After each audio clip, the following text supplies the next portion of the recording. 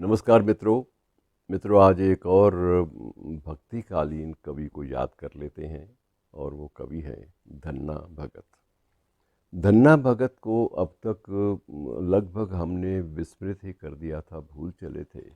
लेकिन अब एकाएक इस बात का एहसास जगा कि ये बहुत बड़ी भूल थी कि आज जब हमें आस्था की और अपने मन को कहीं एक बिंदु पर केंद्रित करने की सख्त ज़रूरत है, ऐसे वक्त में जो पात्र, जो नायक, जो महानायक हमें याद आते हैं उनमें एक धन्ना भगत भी हैं।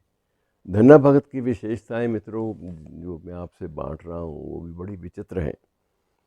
जन्म इनका राजस्थान के एक टोंक ज़िला है, तो उसके समीप एक गांव था, तो गांव में हुआ था, छोटे से किसान परिवार में।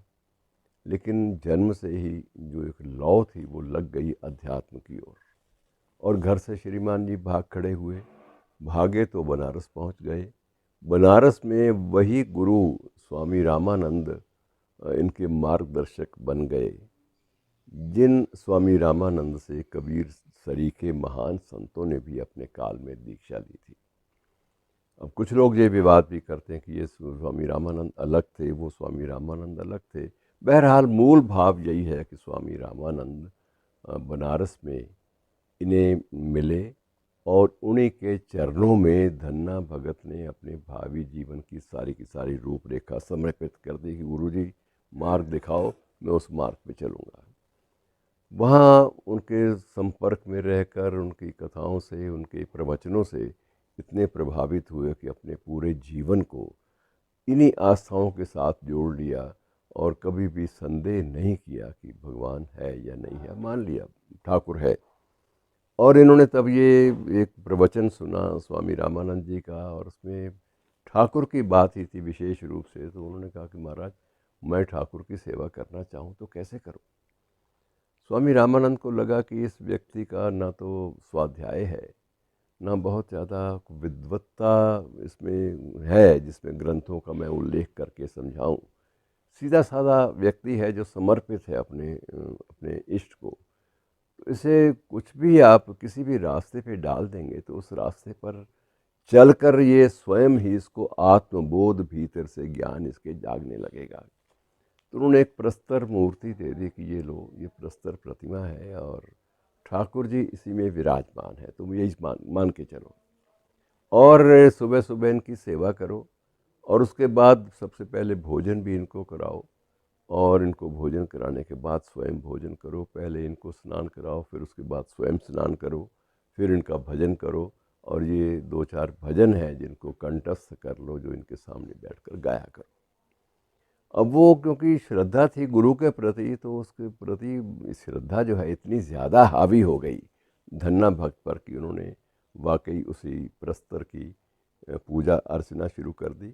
और ये भी नियम बना लिया कि जब तक भोजन उस ठाकुर जी की ठाकुर जी को उस विग्रह रूप को या उस प्रतिमा को जब तक नहीं दे दूँगा तब तक मैं भोजन नहीं करूँगा। और यही संकल्प ले लिया कि भोजन नहीं करूँगा जब तक इस विग्रह रूप को भोजन नहीं करा लेता। अब निरंतर बैठे रहे कि ठाकुर जी भोजन करे तो मैं करूँ।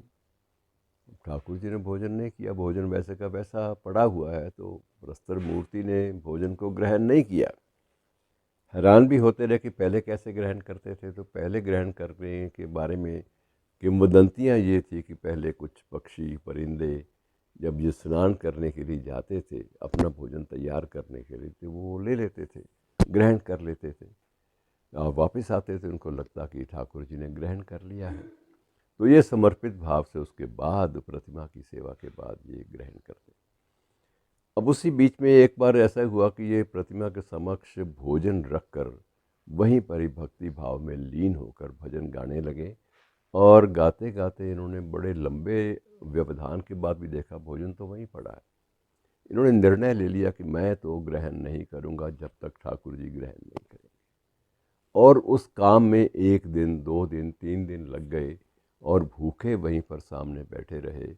तो किंवदंती ये है, जो प्रचलित मान्यता है कि स्वयं ठाकुर जी इनके समक्ष आए और उन्होंने कहा कि ये मैं भोजन करूँगा पहले और तुम्हें भोजन भी मेरे साथ करना होगा, तुम मुझे खिलाओगे और मैं बड़े स्नेहवश तुम्हें स्वयं वो भोजन खिलाऊँगा। और यही प्रक्रिया रही, तो धन्ना भगत तो धन्य हो गए कि ठाकुर जी साक्षात आ गए और ठाकुर जी ने वादा कर लिया कि मैं कल फिर आऊँगा और कल फिर भोजन करूँगा और कल फिर इसी तरह का स्वादिष्ट भोजन बनाकर रखना, मेरी प्रतीक्षा करना। अगले दिन फिर भोजन बना और धन्ना भक्त बैठ गए प्रतीक्षा में कि ठाकुर जी आएंगे और ग्रहण करेंगे। ठाकुर जी आए और उन्होंने देखा कि ये तो एक ही चपाती है सिर्फ, तो एक चपाती से मेरा क्या बनेगा।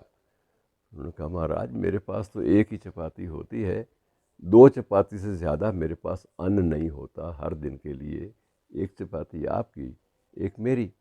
आपको ज़्यादा भूख हो तो आप मेरी चपाती में से आधी और ले लें, बाकी आधी मैं खा लूँगा।